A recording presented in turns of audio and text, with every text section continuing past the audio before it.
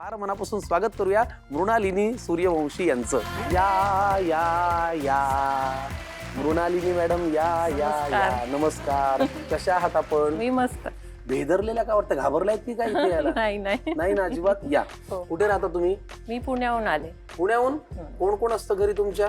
माझी मुलगी, मिस्टर, सासरे. मोठीचं नुकतंच लग्न झालंय. ती कुठे माता?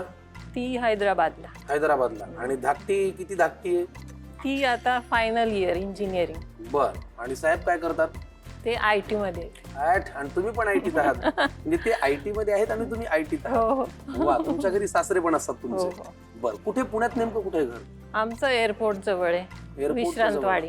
आज या कार्यक्रमात यावं असं कसं काय वाटलं तुम्हाला? खूप वर्षापासून बघते हा कार्यक्रम. बर. इतरांना आलेलं पाहून असं वाटलं आपण पण जावं तिथे. तुम्हाला आवड आहे स्वयंपाकाची? हो हो खूप. आधीपासून येत होता का हळूहळू शिकलात? लग्नानंतर शिकले. आधी नव्हता येत? नव्हता.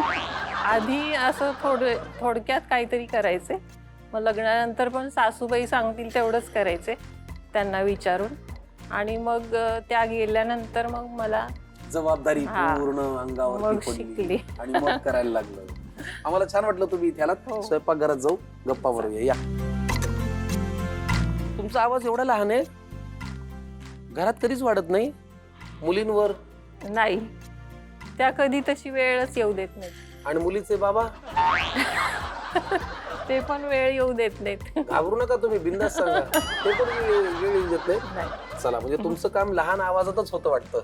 आमच्याकडे आवाज वाढवावाच लागतो मला. ओ.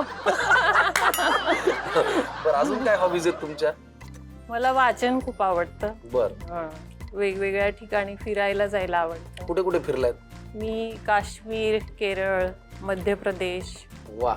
मग काश्मीर मध्ये जाऊन ती टोपी बिपी घालून फोटो काढला की नाही? हो काढला ना. कुठलं लेक? दाल लेक ना? हा दाल. तिथे जाऊन तो फोटो काढलाय? अरे वा.